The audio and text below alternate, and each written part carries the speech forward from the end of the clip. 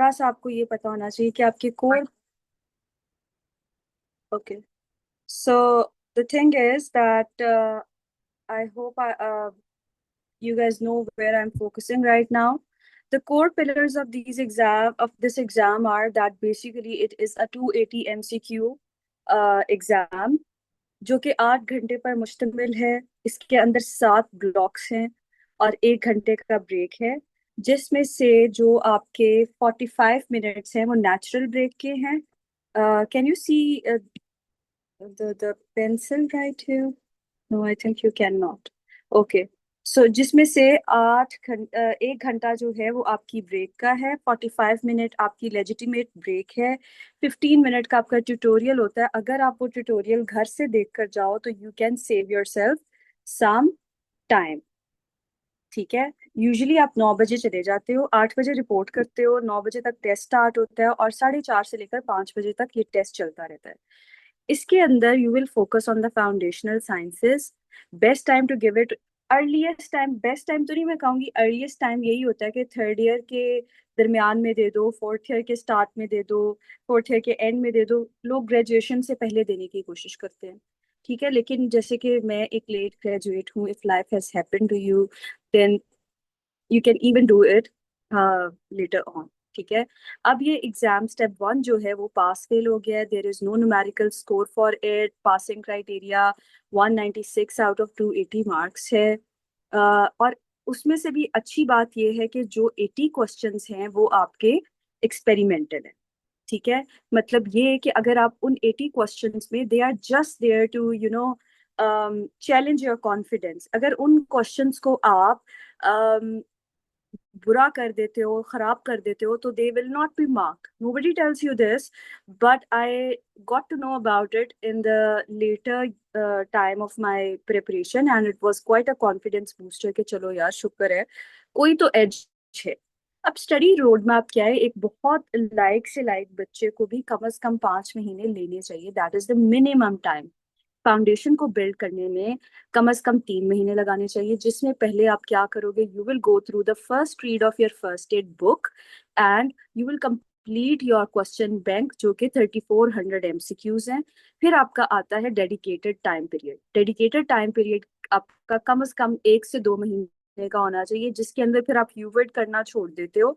आप NBME 25 to 31 करते हो और उसके अलावा फ्री 120, 120 सवालों का एग्जाम होता है, वो करते हो। ठीक है। और उसके अंदर आप अपनी FA को अपने यूवर्ड, NBMEs और फ्री 120 के साथ इंटीग्रेट कर रहे होते हो। अब जो हम काम करने लगे हैं अभी से, मैं आपको इस तरह से पढ़ाऊंगी कि मेरी obviously my FA is full. I have already written points from NBMEs, points from UWorld and free 120s as well. तो जहां जहां कोई अहम बात आएगी I will tell you to note it down. ठीक है।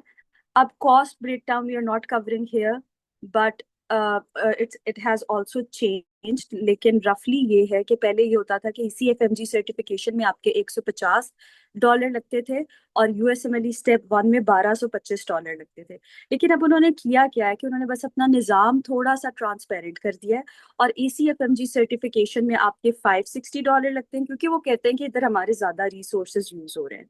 और स्टेप 1 के लिए आपके $690 समथिंग यूज हो रहे हैं, तो ओवरऑल आपकी फीस इतनी ही 1200-1300 ही रहेगी। तो इसलिए ज्यादा माए इन टेल्थ से परेशान होने की जरूरत नहीं है।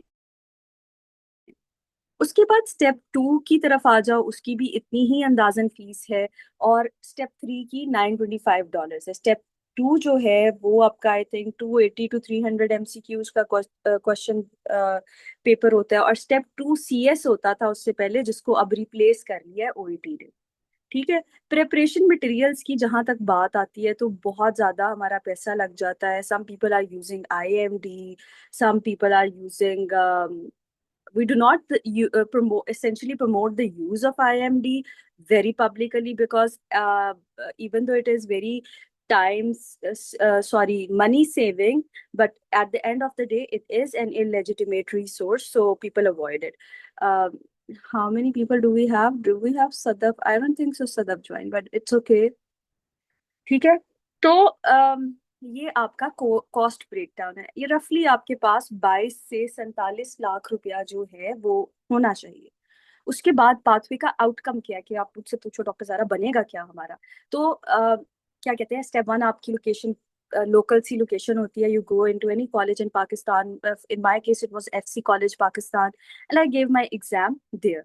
और इसके बारे में ही आज हम इन डेप्थ डिस्कशन करेंगे। उसके बाद स्टेप टू सी के, ये आपका 300, यहाँ पे मैंने 2 लिखा हुआ है but it is a 300 MCQ exam. इसके अंदर स्पेशल सब्जेक्ट्स होते हैं। स्टेप वन में बेसिक सब्जेक्ट्स है, कह लो 1 से लेकर 3rd year of medical school का जो सिलेबस है वो स्टेप वन में आता है। और स्टेप टू में आपका 4th और फाइनल ईयर का सिलेबस ज्यादा आता है, सब स्पेशल सब्जेक्ट्स होते हैं। स्टेप टू CSP होता था, क्लिनिकल स्किल्स, जिसको अब रिप्लेस कर लिया है OET ने, और ये भी आप पाकिस्तान से देकर जाते हो। उसके बाद आप ऑब्जर्वरशिप्स के लिए बाहर जाते हो। ऑब्जर्वरशिप्स में क्या होता है कि आपने US क्लिनिकल एक्सपीरियंस लेना होता है 3 to 6 months का। तो that increases your chances of matching. और उसके अलावा अपने रिसर्चेस करनी होती हैं एट दिस पॉइंट। 1 या 2 रिसर्चेस या एब्स्ट्रैक्ट अपने नाम लिखे हुए होंगे तो आपके लिए आपका अच्छा इंप्रेशन पड़ता है। And then in the September of that year you will apply for the match cycle. And step three जो है, आप जब उधर जाके रेजिडेंट बन जाओगे तो अपनी रेजिडेंसी के दौरान आप दोगे। ये US में ही होता है, और इसका ये एक 2 day क्लिनिकल एग्जाम होता है। आउटकम क्या होगा कि you will become a world class resident doctor, training doctor after 4 dreadful years। के बाद फिर आप एक अटेंडिंग डॉक्टर बन जाओगे। You will have a lot of financial freedom, you can move to any place in the world, you can move to UK, you can move to Qatar, you can move to Dubai, wherever you want to go. You will be revered a lot, respected a lot for that. ठीक है? This gives you a lot of financial independence. You don't have to get stuck in US forever because there is a lot of ideology differences between us and them. उसके बाद क्या कहते हैं, लेकर कैसे चलना है, आपके 9 बड़े बड़े सिस्टम है, और अगर आप साइकेट्री को भी एक सिस्टम कंसिडर करो तो ये आपका, आप लोगों को पता चल रहा है ना, where am I right now? Please answer me in the chat, Bisma and फरिश्ता।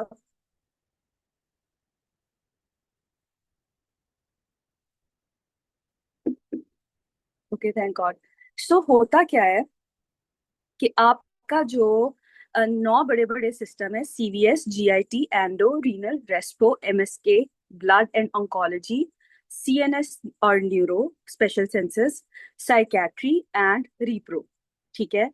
और नहीं, I am not using the pen but you will see a pointer on the screen and you have to zoom into that part of the screen।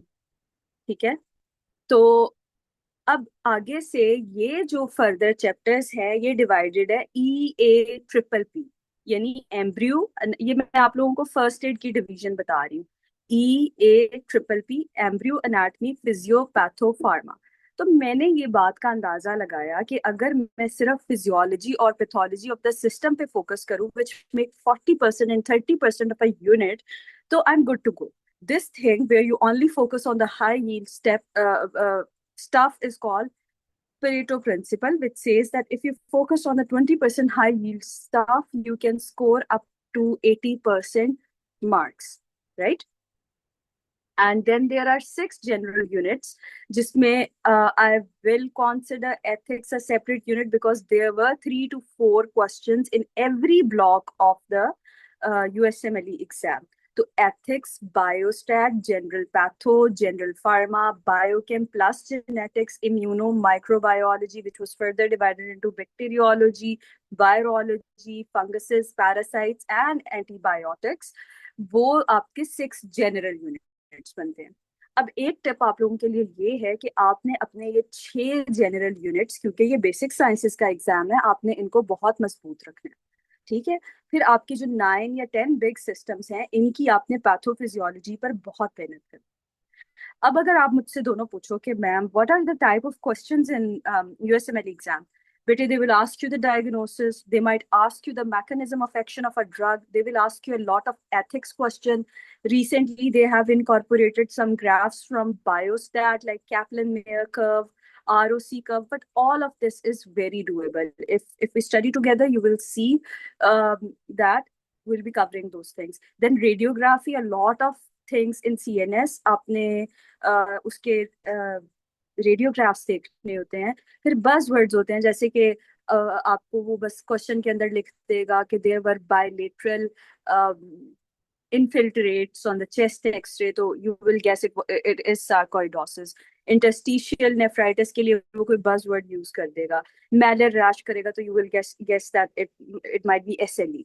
और कभी कभार, वैसे तो ज्यादातर step 2 में पूछते हैं कि what is the next best step, लेकिन कभी कभार यहाँ पर भी पूछ लेते हैं. अब इधर आपके लिए क्या, या ड्रग्स के एडवर्स इफेक्ट्स पूछ लेते हैं. इधर क्या अच्छा टिप है आपके लिए कि आपने हमेशा एमसीक्यूज की लास्ट लाइन पहले पढ़नी है, and then you have to go to the first word and read the क्या कहते हैं स्टेटमेंट पूरी की पूरी. और लेंथ क्या होती है सवाल की, I thought it's one paragraph और two paragraph, one paragraph, but when I took the exam, I saw it was most of the question were two paragraph, and it took me a lot of reading to get done with my questions. And क्या कहते हैं, काफी लंबे सवाल थे, 10 से 12 lines थी. ठीक है. उसके बाद आ जाओ की रिसोर्सेज की तरफ. की रिसोर्सेज में अगर ओके, किसी का कोई क्वेश्चन हुआ, you can also put that in the chat and I will try to answer that. Resources को अब आपने क्या यूज करना है कि आपने यू वर्ड के 3400 क्वेश्चंस हैं जो कि शायद अब 4000 हो गए हों. आपने उसको एक लर्निंग टूल की तरह यूज करना है. आपने रोजाना सुबह उठकर अपने यू वर्ड के 40 एमसीक्यूज करने हैं, वरना you will never get done with this test. You might reach 2040 and still be prepping for it. ठीक है. नेवर डू दिस थिंग कि मैं पहले एक यूनिट खत्म करूंगी फिर मैं उसके एमसीक्यूज करूंगी. नहीं, आप इन दोनों चीजों को साइड बाय साइड चलाएंगी. ठीक है. और बाय योर एफए 2025 अपनी पुरानी पिथौमा को झाड़ के निकाल. उसके पहले 3 चैप्टर बहुत इंपॉर्टेंट है, वो आपने दोबारा करने हैं. और एमसीक्यूज के लिए you will only keep UWorld your main question bank. For video resources, वैसे तो हम पढ़ रहे हैं तो हमें तो जरूरत नहीं है, लेकिन अगर आपको वीडियो रिसोर्सेज चाहिए तो you should, if you are the kind of person who want to sit 8 to 10 hours, you can watch BNB. If you want to go medium, then go watch boot camp. If you want to go easy, go watch USMLE RX along with first aid. Text review के लिए you only have first aid and Pathoma chapter 1 to 3. Okay. उसके बाद आ जाओ registration part, अभी हम नहीं cover कर रहे. हाँ हाँ, स्ट्रैटेजी की बात करी थी फरिश्ता का. स्पेशली ये क्वेश्चन था कि मैम स्ट्रैटेजी क्या होनी चाहिए. ठीक है. देखो यहाँ पर देखो, अगर तो 4 स्ट्रैटेजीज है. जो बेस्ट स्ट्रैटेजी है वो है start with the system you love. ठीक है. इफ यू लव मल्टीटास्किंग तो असाइन एन आवर और 2 for basics along with the system. I was a multitasker, मुझे मजा आता था रोजाना 2-3 डिफरेंट चीजें पढ़ने का, वेरिएशन करने का. तो I would do GIT in the morning, और रात को एवं पैथो पढ़ ली थोड़ी सी, दिल कर रहा था माइक्रो की 2-4 वीडियोस देख ली. तो ठीक है, आप इस तरह से भी कर सकते हो. लेकिन एक अच्छी strategy would be start with the system you love it. For me the easiest system was GIT. GIT के साथ मैंने पेयर किया एंडो. एंडो के बाद मैंने किया रेप्रो, क्योंकि इनका कंटेंट मिलता जुलता है, और रेप्रो में भी हॉर्मोन्स थे. फिर मैंने किया रीनल. रीनल के बाद मतलब ये मेरे 4 इस तरह के यूनिट्स हो गए जिनके अंदर we have a lot of hormones. ठीक है. एंड इंटर रिलेटेड स्टफ है. ठीक है. फिर मैंने किया एमएसके. एमएसके के अंदर there are a lot of nerves and a lot of anatomy, and it was quite similar in its structure with CNS. और फिर सीएनएस के बाद, क्योंकि मुझे अब दिमाग की एनाटॉमी पता चल चुकी थी, तो मैंने दिमाग के फंक्शन के बारे में जानना पसंद किया, which was psychiatry after CNS. फिर उसके बाद CVS in itself is a whole entity, whole body. उसको मैंने किसी के साथ पेयर नहीं किया था. और फिर आखिर में मेरा हीम और ऑन्कोलॉजी रह गया. फिर उसके बाद मैं आ गई बेसिक्स की तरफ. मैंने पूरी खत्म की बायोकेम. बायोकेम के अंदर जेनेटिक्स की अलहदा इंपॉर्टेंस है, वाइटामिन की अलहदा इंपॉर्टेंस है. फिर मैंने पैथो का चैप्टर 1, 2, 3 किया और उसको पेयर किया immunology, general pathology from first aid के साथ. फिर मैंने की जनरल फार्मा, बायोस्टैट्स, एथिक्स और माइक्रोबायोलॉजी. मैं रोजाना साथ साथ 1-2 बैक्टीरिया पढ़ती रहती थी, और क्या कहते हैं इस तरह मेरा हो गया था. और फिर जब मैंने ये सब कर लिया, तो मैंने फिर इन चीजों को इंटर रिलेट कैसे किया कि मैंने बायोकेम को पढ़ा रीनल के साथ, जेनेटिक्स को किया रेप्रो के साथ, Pathoma chapter 1 2 3 immuno general path के साथ मैंने देखा हीम ऑन्क काफी मिल रहा है, ब्लड काफी मिल रहा है, एथिक्स और साइकेट्री का काफी अ, अ, इन्होंने यूवर्ड में मिक्सचर किया हुआ है। तो जैसे जैसे आप जितनी ज्यादा रीड्स देते हो, हर रीड पर आपको कुछ नई बात पता चलती है। अब स्ट्रैटेजी क्या है कि फिर आप एक दफा तो हर चैप्टर को आगे पीछे करो, उसके बाद यह है कि one hard chapter and one easy chapter. मैंने फिर जोड़ी बनाई सीएनएस की साइकेट्री के साथ। हीम भी छोटू सा चैप्टर है लेकिन बहुत हाई यील्ड है, उसकी बनाई पल्मो के साथ जो खुद एक छोटू सा चैप्टर है बट हाई यील्ड है। फिर फार्मा और बायोस्टैट मैंने इकट्ठे पढ़ी। मैं बायोस्टैट की शाम में वीडियोस देखती थी और फार्मा की सुबह में मैं पढ़ाई करती थी। फिर या ये है कि आप अपना जिन चीजों पर आपकी ऑलरेडी ग्रिप है उनको पहले पक्का करो, और फिर गो hard on the difficult stuff, जिसमें ये है कि जनरल पैथ करो, रिप्रो करो, रिप्रो करने के बाद एमएसके करो, हीम करो, हीम के बाद फार्म, फार्म के बाद biostat, pulmo, psych, CVS, CNS and microbiology. ठीक है, ये इस ऑर्डर ऑफ डिफिकल्टी।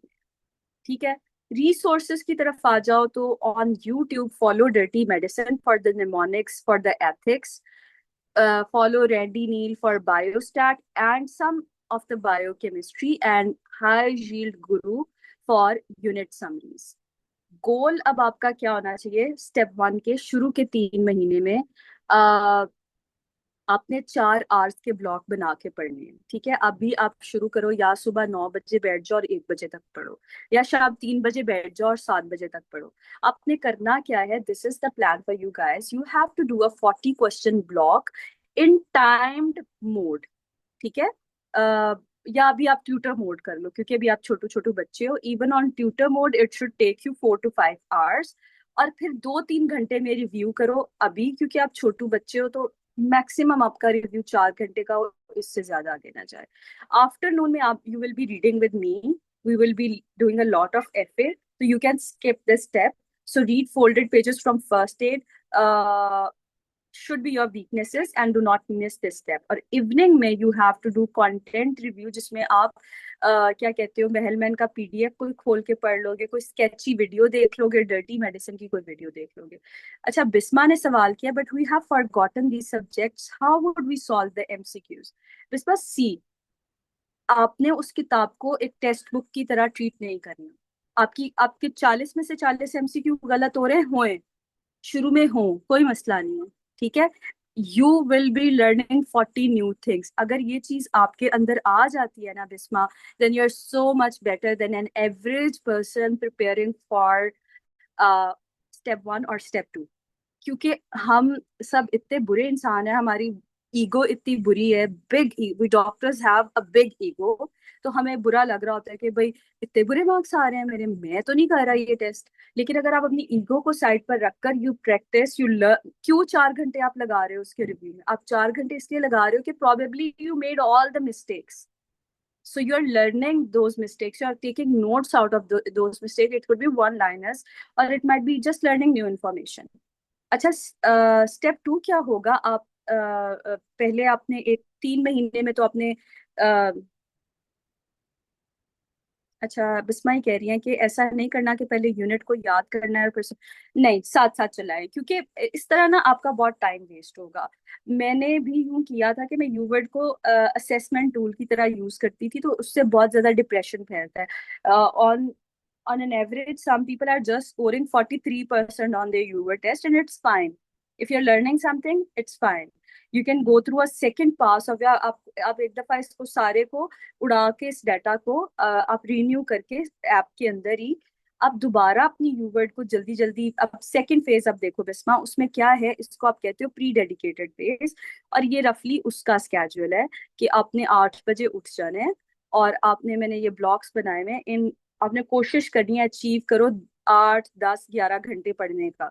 उसमें अब आपने क्या करना है कि आपने फर्स्ट एड को रख देना साइड पे। अब क्योंकि आपने एक दफा फर्स्ट, ये आपका फेज है जिसमें अब आप खुद को जज करोगी कि मैंने क्या सीखा है। पहले तो अपने 3 महीने सिर्फ आपने गलतियां करनी है और आपने सीखना है। आपने अपनी यूवर्ट चलानी है सुबह के टाइम, फिर आपने फर्स्ट एड करनी है।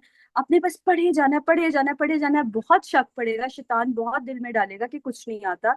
तो उस फेज पर आपने कुछ नहीं, आपने अपने प्री डेडिकेटेड फेज में फिर आपने रोजाना के 80 से लेकर 120 एमसीक्यू करने हैं अ डे। उसमें आपने अपने यूवर्ड के सिर्फ इनकरेक्ट और फ्लैग्ड क्वेश्चंस करने हैं, टाइम्ड मोड में करने हैं, और किस तरह से करने हैं, मतलब टाइमर लगा के करने हैं। और पूरा टेस्ट करने के बाद आपने अपना रिजल्ट देखना और एमसीक्यू की गलतियां देखनी। फिर आता है आपका लास्ट फेज जिसको डेडिकेटेड कहते हैं। इसमें आपने उठना है, उठते साथ अपने पढ़ने बैठ जाना है, और जब आपने सोना है तभी आपने सोना है। इस डेडिकेटेड फेज के अंदर फिर आप क्या करोगे, आप ये वाला काम करोगे, आप अपने एनबीएमईज दोगे, आप अपना फ्री 120 दोगे। ठीक है। तो अभी तक के लिए ये आपकी चेकलिस्ट है, exam the week before exam day checklist. Let me introduce you to these terms. NBMEs क्या होते हैं? These are your self assessment form. ये ग्रीन कलर में जो बड़ा बड़ा लिखा है, they are your self assessment form. इसमें 200 एमसीक्यू पर फॉर्म होते हैं। आपने ये आउटडेटेड यूएसएमएल क्वेश्चन होते हैं, ये नेसेसरी है क्योंकि इनसे आपके कॉन्सेप्ट बिल्ड होते हैं। यूवर्ड सेल्फ असेसमेंट बड़े मिड लेवल के क्वेश्चंस होते हैं, बहुत डिफिकल्ट होते हैं। तीन है UWorld self assessment, 1, 2 and 3। They are very depressing. अगर आप थोड़े से दिल के कमजोर हैं तो you can skip this one, instead do your NBMEs, उनको ही री रिव्यू कर लो। फिर फ्री 120s है, which is a set of 120 question. It is quite like the real deal and it predicts very accurately if you will get a pass or fail। और ये थी मेरे फाइनल मंथ की planning. ठीक है।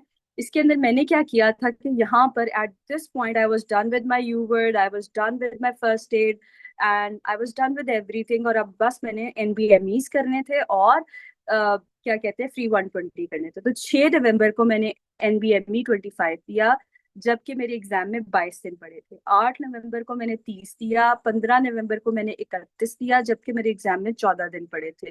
फिर मैंने इन तीनों के 25, 26, 27 में पिछले महीने कर चुकी थी, उनको री रिव्यू किया।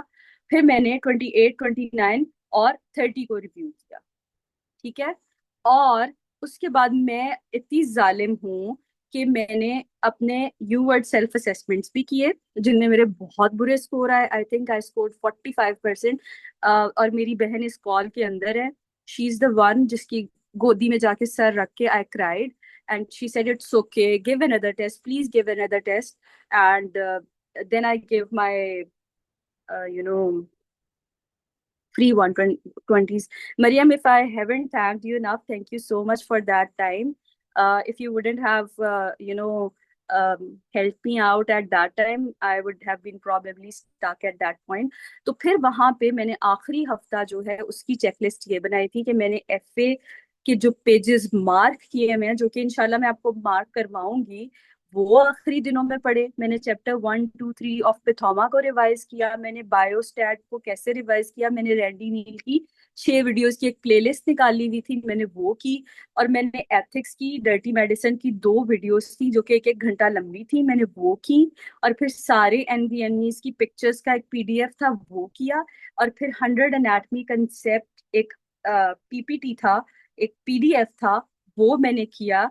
And I just sat in the exam and Alhamdulillah I passed the exam। तो अब आपने देखा होगा आज कि ये एक मैराथन है जिसमें बस आपने बैठना है, you have to show up and you have to run. अब ये जो पार्ट है ये रजिस्ट्रेशन वाला पार्ट है। ठीक है। ये अगर आप में से किसी को चाहिए होगा तो we will discuss it some time again, but this is how your examination center look like. This is what your table looks like. If you want to discuss that, I can discuss that. Otherwise, let's start. Batao Farishta and Biswa, do you want to discuss that in the chat?